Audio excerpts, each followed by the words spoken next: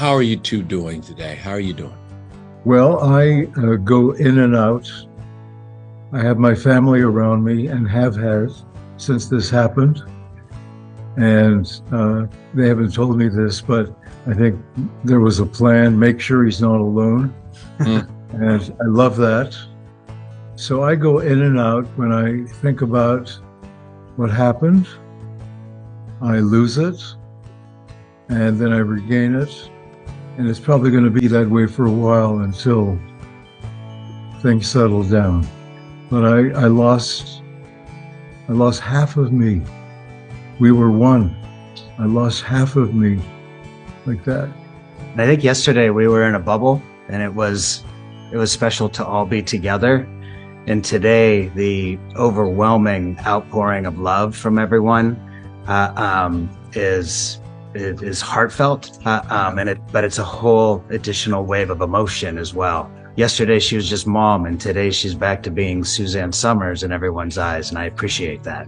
And I appreciate everything that she's done and the ways she has touched so many people. You know, we started off with thousands of people, then tens of thousands of people, then hundreds of thousands of people.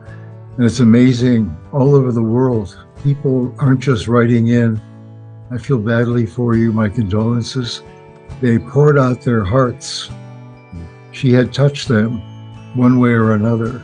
She fought and fought and fought and used every possible kind of healthcare, whatever was right. And it looked like she was going to make it. And then it just overwhelmed her. And I was with her in bed, 5 o'clock in the morning, Sunday. Yeah. And so it was peaceful. And I was glad that our whole family could come and see her. And it was a beautiful experience. What was the final exchange between the two of you? She wasn't talking at the end. The last couple of days, she stopped eating. She stopped talking, wouldn't take her medicine.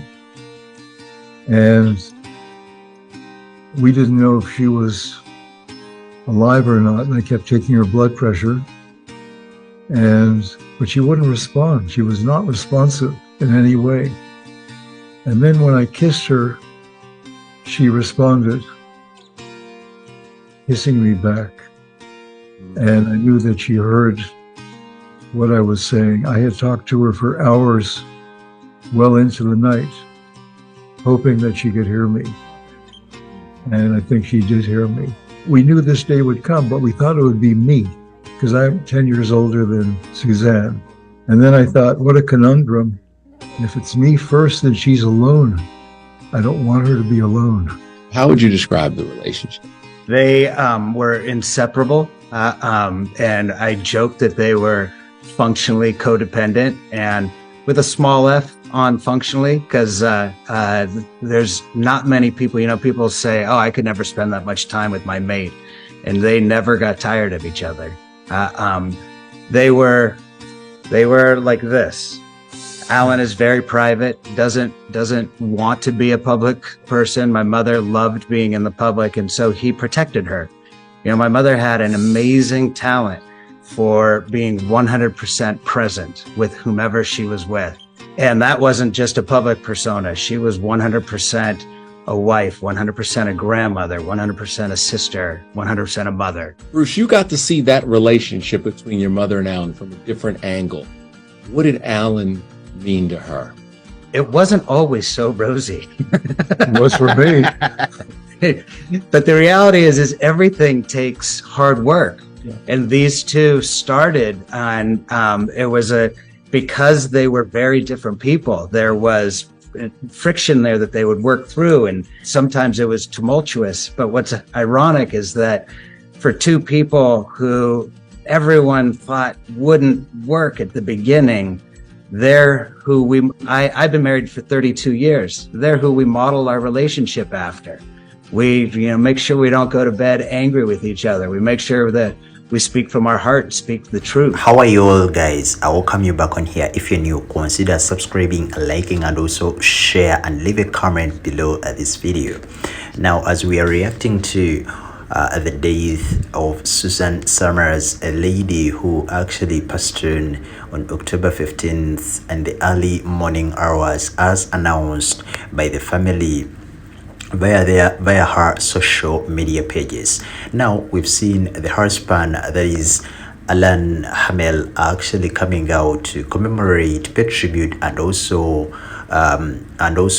honor her after her death in a very touching, emotional, and heartbreaking statement and video Hamel actually released when he was talking to Entertainment Tonight, that online media site.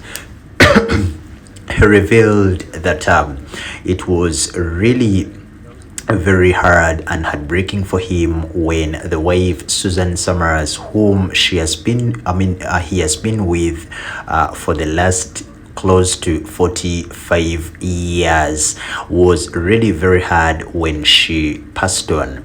He revealed that her death actually was ideally seen coming because in the past couple of weeks he felt that something was not right with regards to the wife, that is Suzanne Somers, and he tried to talk to her and actually calm her down, but of course at the end of the day things were not really working. He also went ahead and revealed some of the last hours they spent together while she was at home, even in the hospital for the final couple of weeks. He revealed that it was really hard in the last hours because Susan was in very high pain. The pain was too much, and he tried to give her some painkillers and also some tablets in order to calm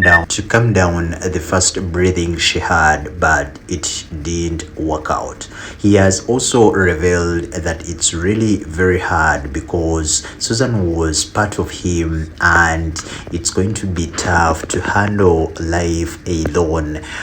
We all know Susan and Hamel actually married and each had children from their previous marriages, but of course they were together for so many years, and we all know when people grow old and then at some point they lose their partners, it becomes really very hard for any partner who is left behind to cope and handle. But of course we pray for the family, we pray for the fans, because we all know they are going through a very, very difficult time.